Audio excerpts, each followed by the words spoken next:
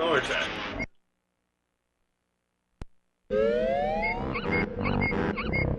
Hello, and welcome to the 2-Bit Game Club. I'm... Fuck!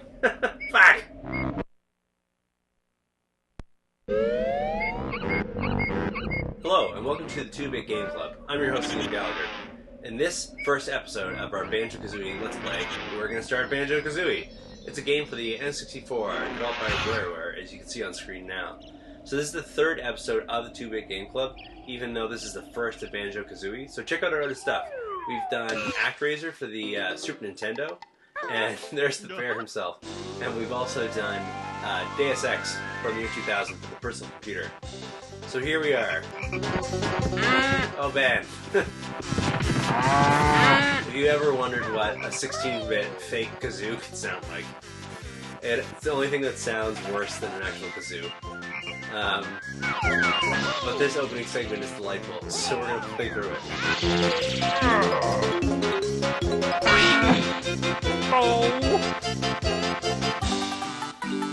So this segment matches much of the character of the entirety of the game.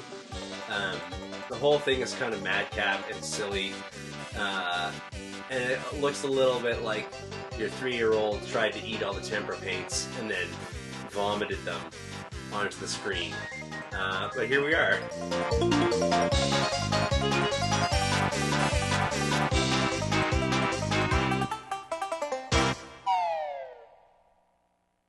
Alright, so let's get started with the gameplay. You don't have to watch the demo screen. Yeah, a lot of this game I would describe as like sickeningly cute. Sort of like disgustingly twee. I don't know if there's a better way to put it. But let's start a new game.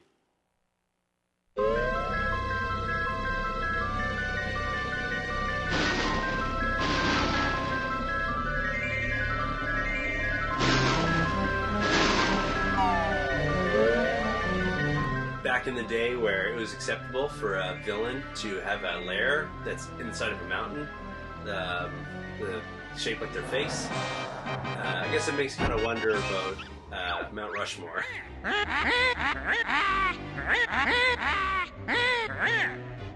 So one of the things that's interesting about this game to me is, in a lot of ways, it's aged really well aesthetically.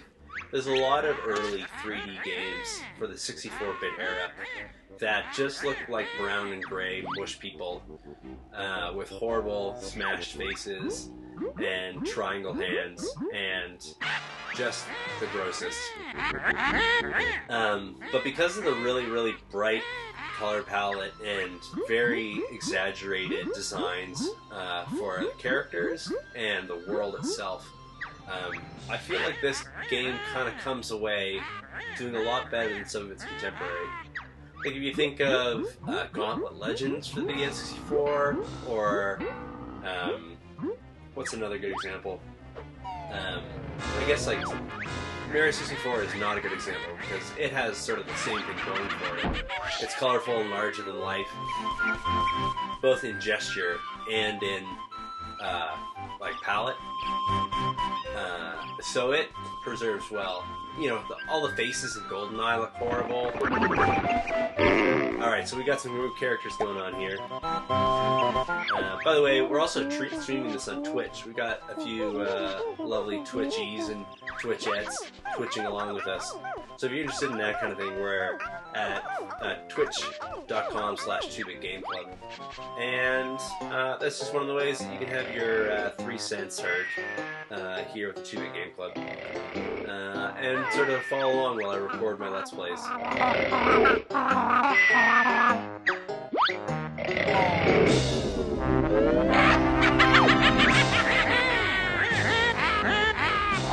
Yeah, so we got people talking on the stream for Twitch about how Yooka-Laylee is the rebirth of this poor game series.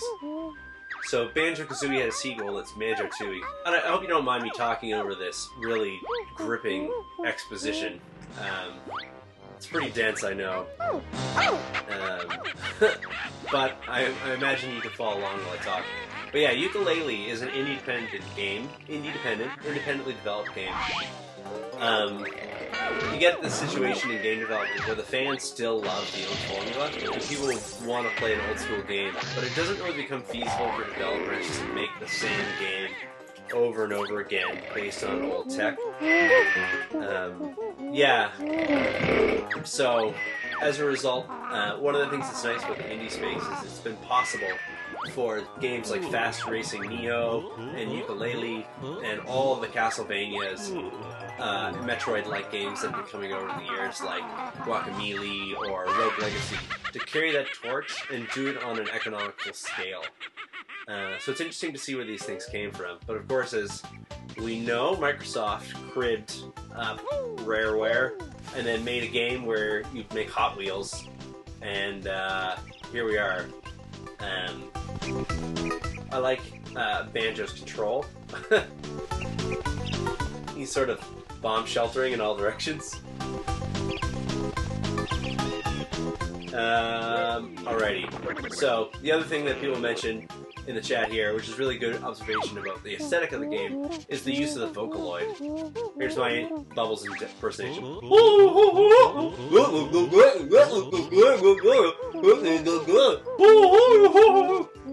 It ages really well, where a lot of old voiceover sounds horrible because of depression, or sounds stilted because the space on disc available, or like is SNES era, where you have General Pepper going "Boardwalk," which I was very happy to see made it into the new Star Fox game.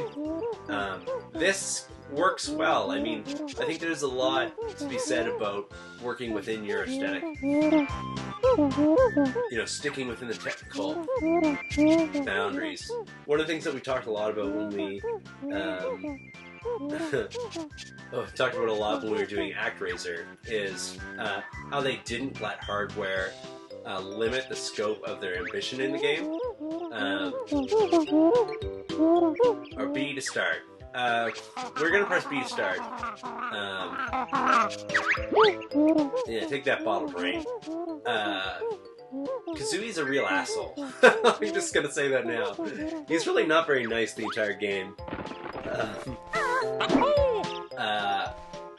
Check out our moves. Yeah, so this game aged well. So where ActRaiser, the philosophy was really about how to not let hardware limitations put a damper on what's possible for your design.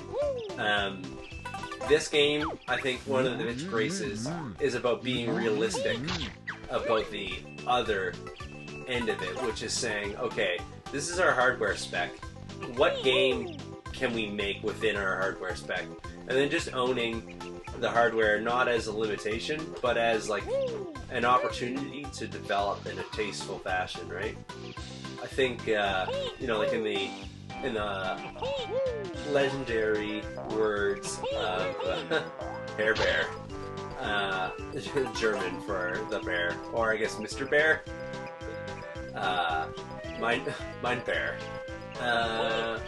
The people in the Twitch stream are definitely distracting me. I guess this is going to be one of the tricks to getting better at doing this whole thing, is learning how not to get sidetracked and trolled by the delightful people in the stream.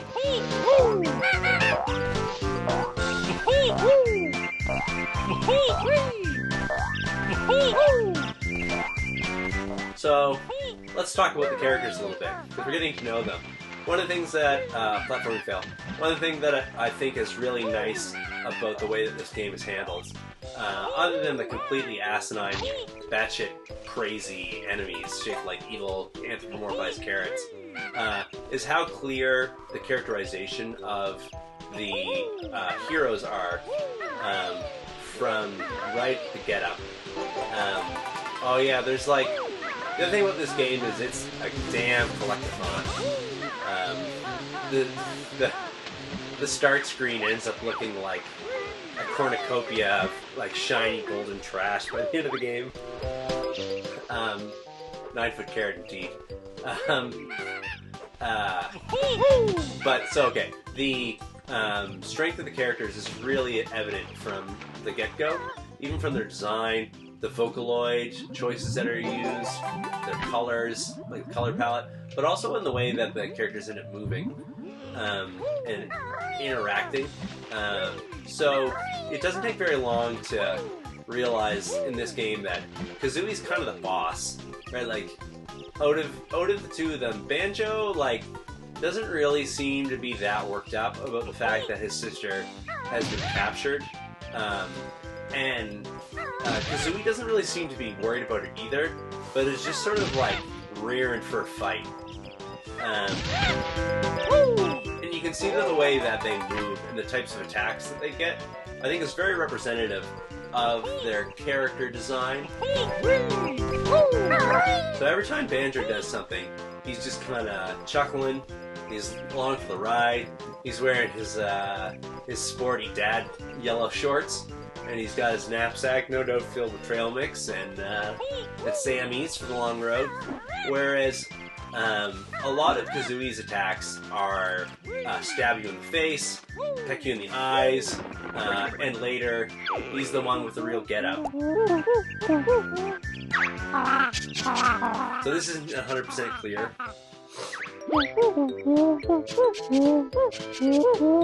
The magic of the game is that there's zero character development, says people on the stream. Yeah, no, absolutely. That's, I don't know if I should identify her by name, but a friend of mine will go by her handle in the Twitch stream, EH Silvers.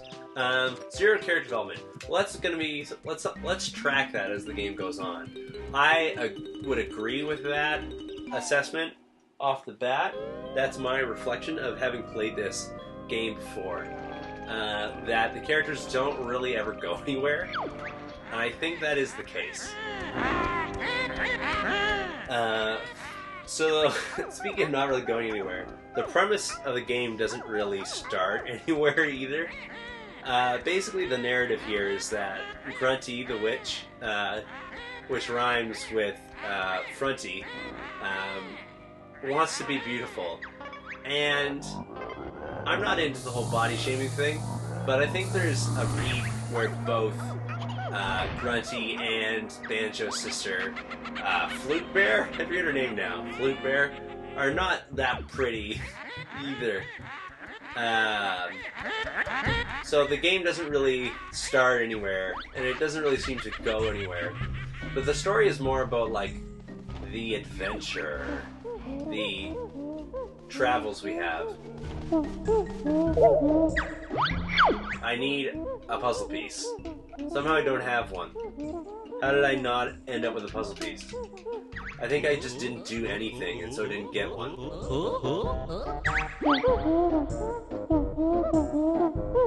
Near the lair entrance. Come back when you've found it. So this is the case of me having played a game before and being like, yeah, whatever. It's got banjos, it's got kazooies. I don't care.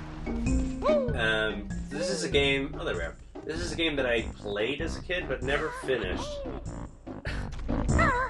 Tootie, I'm told, is the name of Flute Bear.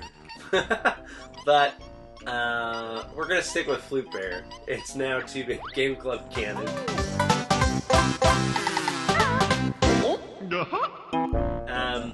So, will Grunty develop as a villain? It's going to be hard to see. You're going to have to follow along to the episodes, which is going to take a lot of time commitment from you, but it's worthwhile. So, is this concept borrowed from Mario 64, or is it stolen directly? The picture frames unlocking worlds? You don't actually jump through the picture frames here. It opens doors, sometimes in confusing, hard to find places. But yeah, look at that hi-fi image render of Mumbo's Mountain.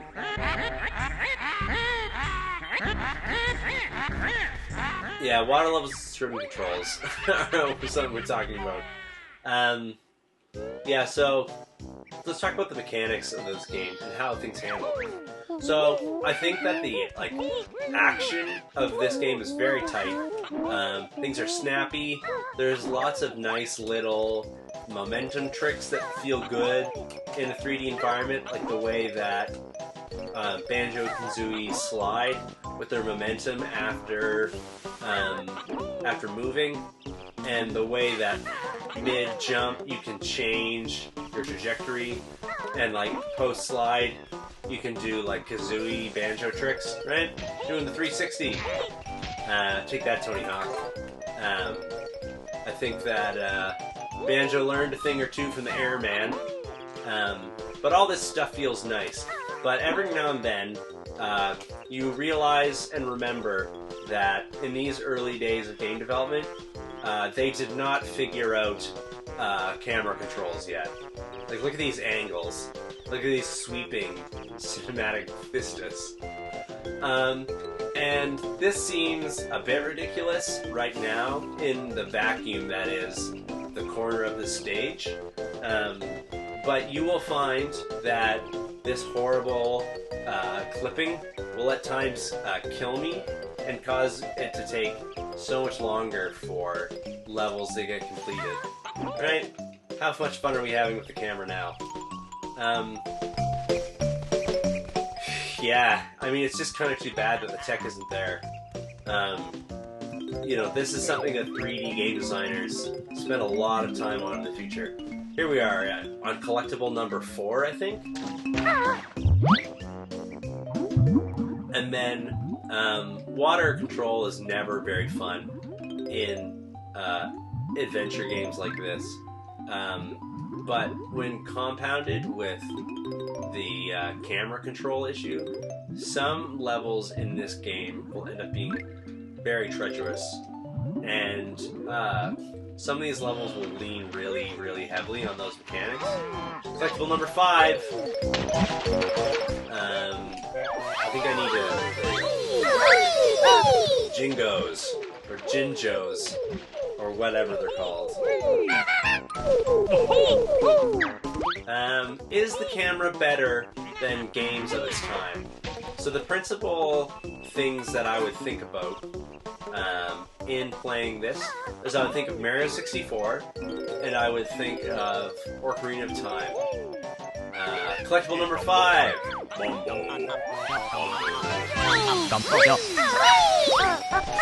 Alright. So, Ocarina of Time has got the benefit of Z targeting. Yeah, so we're talking about how much time people have really put into developing the tech of camera controls. Where the idea of, we have this idea of Z targeting as being a thing that made that game better and more fun. But Z targeting isn't really a gameplay thing. Z targeting is a way of controlling cameras. And you think about two-stick shooters, which became their own genre of game, are more or less defined by the fact that a second stick is being used to control the camera. Right? Like, that's the gameplay. The gameplay is being able to see. We're gonna get some dope moves.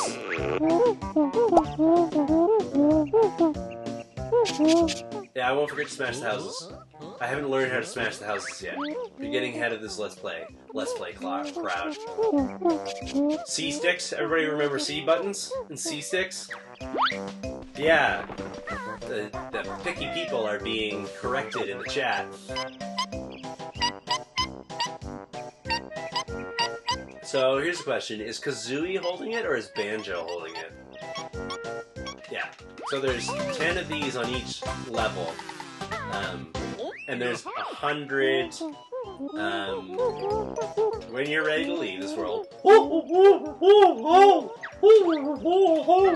There's 100... Okay, there's 6 Jinjos. There's 100 music notes. There's umpteen billion Mambo tokens. There's 10 puzzle pieces. You can carry up to 50 eggs and 50 red feathers. And a lot of these things you lose when you leave the level, so you have to do them all in one run. Eggs for moves I don't have yet. Where the eggs, Kazooie can learn to use us as ammo. So, either to prevent myself from going insane or to encourage it. I'm going to be voice acting a lot of this game, but in my own Vocaloid. I don't know if that's going to enhance the quality of the playthrough, but, you know, it's what you're going to get. So, here we got Kazooie. You get B. We've got Kazooie being the boss of this team again, right? He's literally carrying Banjo. Like, large and in charge bird. There's a monkey here. He hates birds and oranges.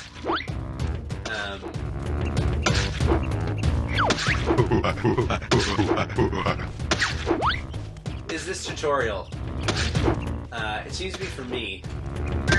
There we are. I use the auditory input from the throw. So here's an example of the camera killing me. Because you can only see Congo or Donkey Kong or whatever his name is throw the oranges from one of the spots. So other than that, you need to use the sound of the throw as the cue. And I guess I missed this one and didn't know it.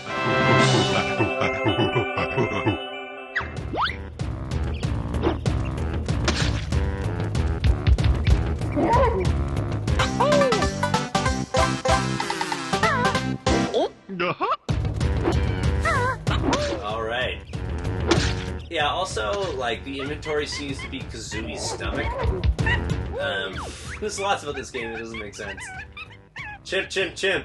Monkey, monkey sounds. Monkey sounds, monkey sounds. Monkey sounds. Memorable characters like a monkey.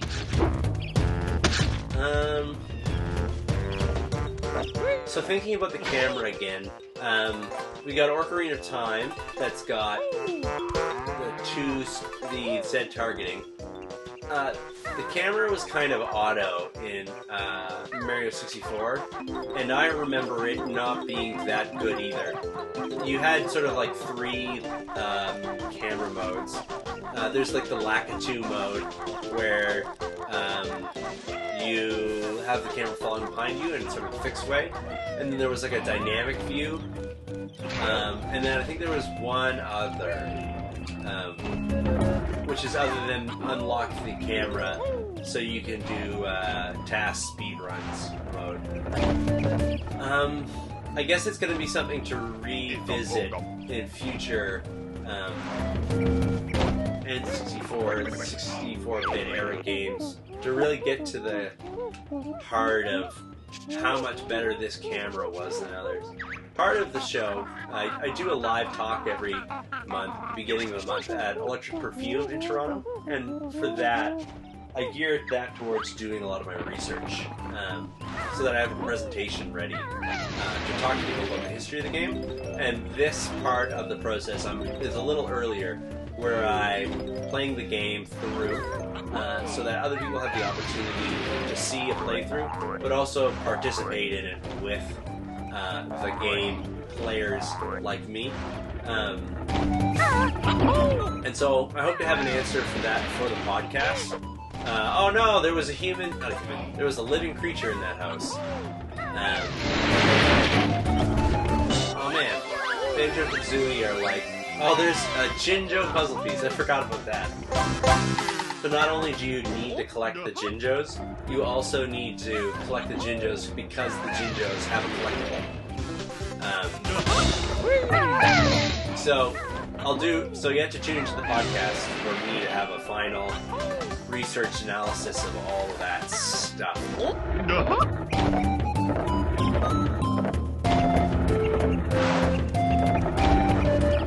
Yeah, so reflecting on it with the people on the Twitch stream, we're talking about the level design and how that factors into the use of space and the use of camera in these games. So Super Mario 64, 3DS, Wii U, Mario 64 had a lot of very large open areas, which made the world feel big and epic, but it also eased a lot of camera issues because you had a lot of clear shots of Mario, if I'm remembering this correctly, and if Silver is pointing this out correctly. Mumbo, me Mumbo, is sharpened in all game, can help Banjo, and Filthy Feathered. 1. Mumbo magic tokens, hid by which find tokens, and Mumbo help you. Banjo, not good enough. No, I don't really. We only have 3. Whereas Banjo-Kazooie uses a lot of tight spaces, i.e. this hut.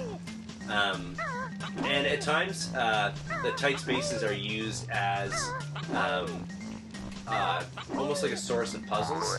As you can see, it was not evident to the eye beforehand that there were eggs up here. They were being hidden behind the camera, which is an interesting way to sort of own how horrible the camera operates. So that the game, because this game has a lot of pillars for no good reason.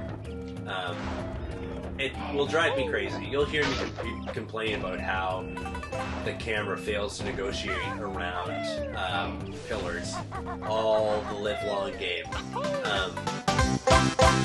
So you can look forward to that.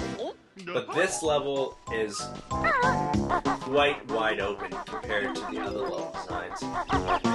You know, so it's interesting to think about the comparison between the two approaches. Clearly they spent a lot of time developing all the camera controls. They're quite good in a lot of senses. When available, the R button on the N64 controller puts the camera behind Banjo, like that.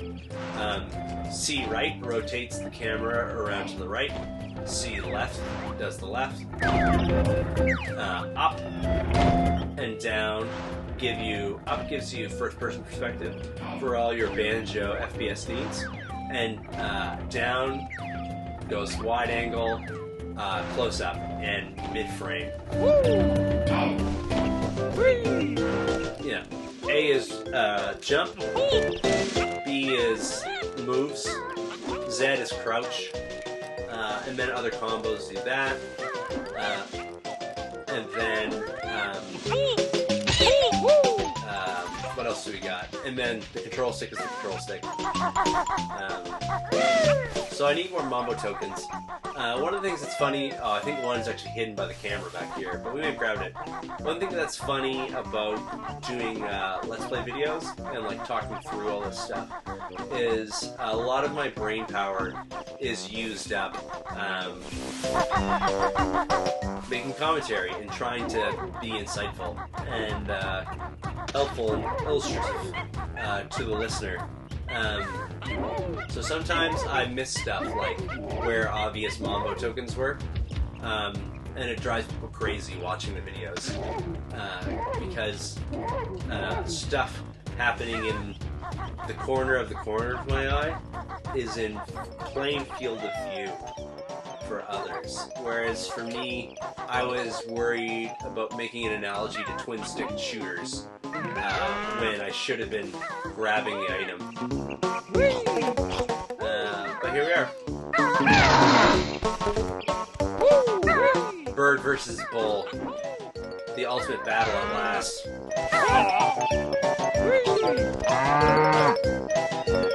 Come get me.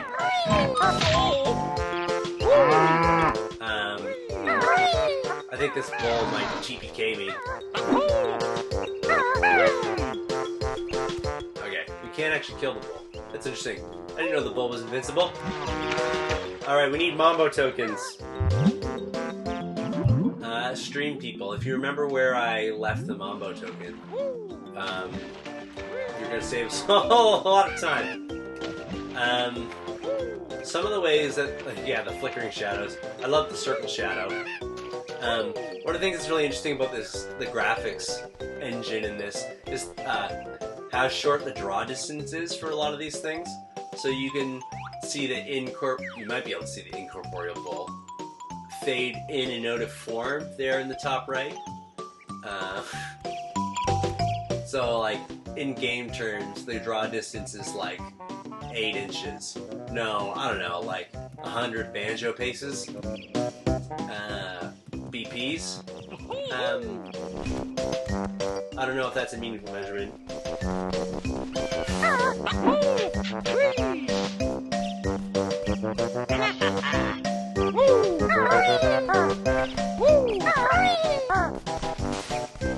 Where is Mambo's thing? Gonna sing along with the fucking song. I'm a composer. I don't know if you can tell that. I'm not doing a lot of composing right now, though. Apparently I'm supposed to talk to the bull. I think I'm being trolled by the people in the chat, but I'm going to accept this and just get trolled by them. Yeah. Sweet recommendation. You guys are all my friends.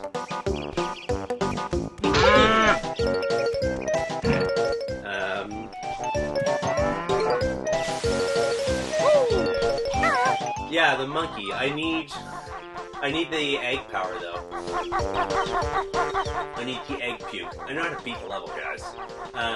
So that was this power, and I learned the super bash.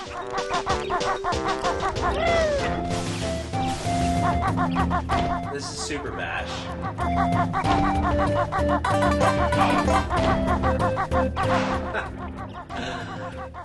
I don't know, guys. Just kidding. I'm actually trolling the people in the chat who are trying to be nice to me. You need to talk to the monkey. And, alright, here's the thing, though. I'll get that later. So, here's the thing with collectathons, is sometimes you miss that one stupid, godforsaken puzzle piece, and you cannot leave the level until you found it. And so you end up with Banjo-Kazooie running around like crazy. This guy needs an orange, right. So I need to get an orange from Conga. So I think I just climbed the tree. Yeah. Alright, we got it. Giant orange hoe. Does anybody remember the monkey's name?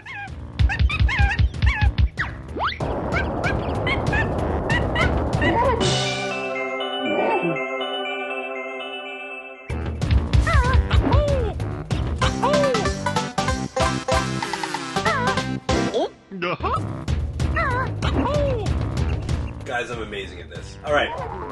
Oh, those camera moves. I just got a little seasick. Come on, Goggles. Oh,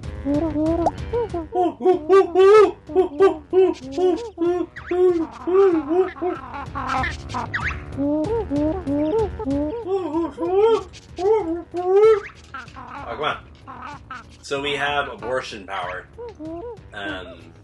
Legalized in Banjo-Kazooie before Alabama. Proud fact for Rareware.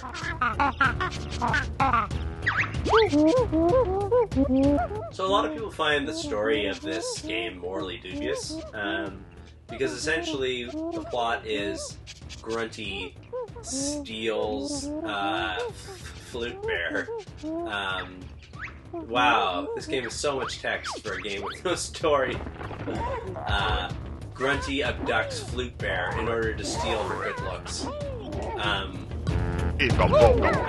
And some people say that's like body politics wise is dubious. I think those people might be taking Rareware's bear and bird themed magical shiny collection game a little too seriously.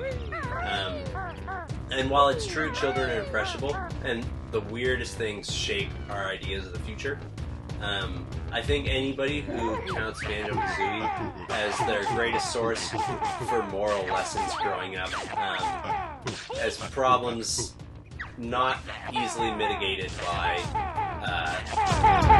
censoring video games. My greatest apologies to anybody who was permanently scarred by the plot of Banjo-Kazooie. I wish no harm upon anybody. But I think saying that this game has a message at all, let alone one that's of meaning. Oh god, the camera! Whoa!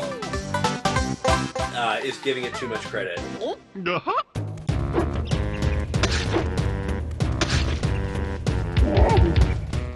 But we'll tap into it. We'll try to, because I've heard the criticism of it before, I will take it seriously, and we will try to judge that criticism and figure out whether or not it speaks something true about Banjo-Kazooie. So one thing I love about the first-person camera is all the wonderful views of Mumbo's Mountain you get.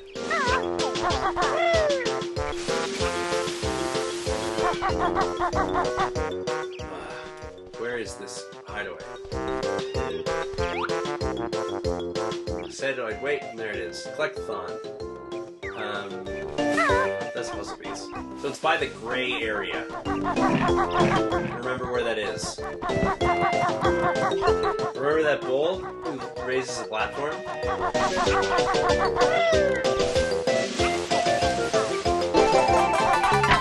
Oh man, an honeycomb.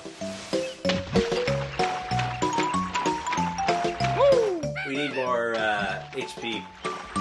Where's the cleric? Alright. So we'll take the body issue and whether or not the plot is appropriate or just silly. As seriously as we're allowed in a game where you collect multicolored lizards. Why all the vomiting? Behave, camera. Alright, let's do this.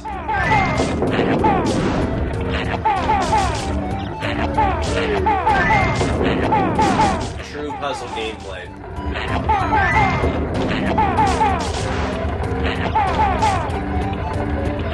I'm not really aiming so much as just wailing on the button.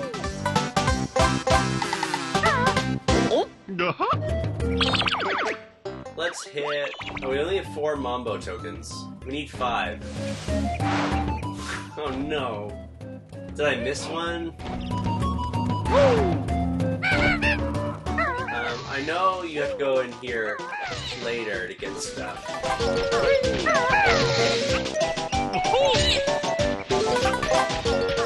Into this termite help. So let's check now. Maybe there's a Mumbo token waiting for me. Hey, ugly. No bears allowed. Yeah, there it is.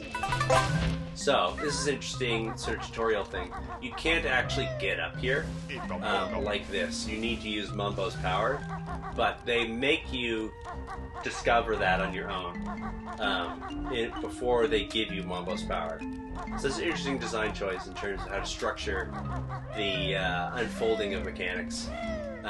Here's another great example of these tight spaces where apparently the tight camera controls are really amazing.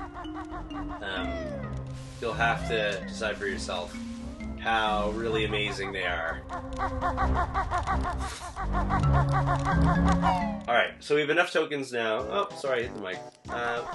We have enough tokens now in order to go check out Mambo's amazing powers. Mambo's one of my favorite characters in the game. He's a constant source of delight and joy, and I think it's really only a downfall of the game that Mambo is not in every single segment. Oh, I accidentally left.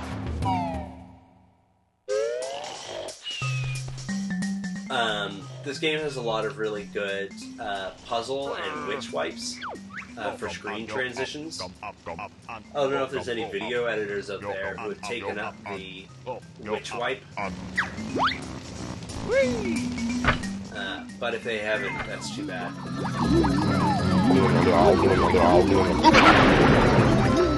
Did he play Silicon Valley for the N64? It was not a great game, but in some ways these mechanics remind me of that, where you have the character switching between different types of animals in order to get different types of powers and different ability access.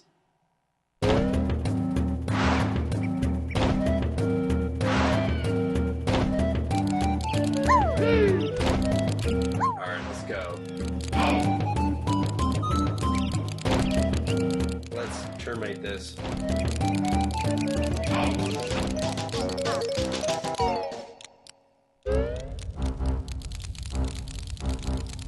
So, check out, I guess the termite that's in here doesn't have anything to say. He has a line of dialogue that he would have said otherwise, but he's dead.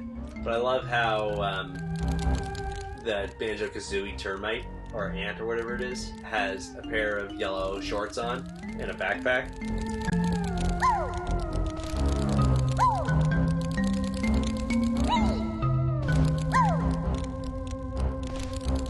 Oh, look at that camera work. Loving it. Loving it.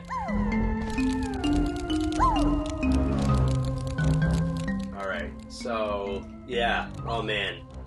The clarity of which I can see the scene. It's dubious at times.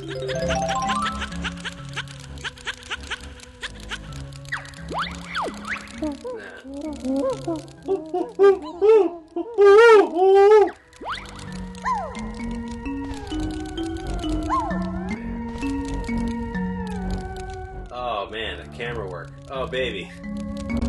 I can really tell where the character is and where the platforms are.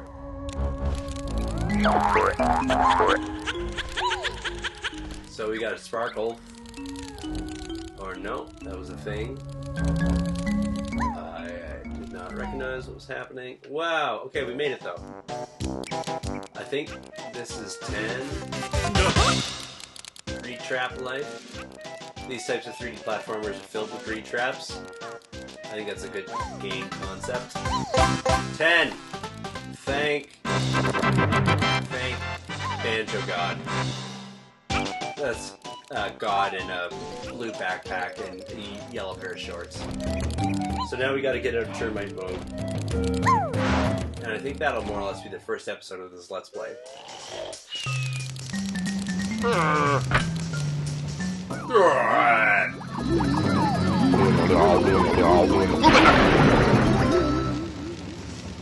Some great SFX. I'm going to be talking about the music in this game next episode a little more, because I think there's some very strong design choices made in how the music is presented. The compositions and arrangements and orchestration and stuff is all nice, but there's some really neat technical tricks that they use to make the world sound dynamic and adventurous that I think are very effective. So that's the first world. That was Mombo's Mountain.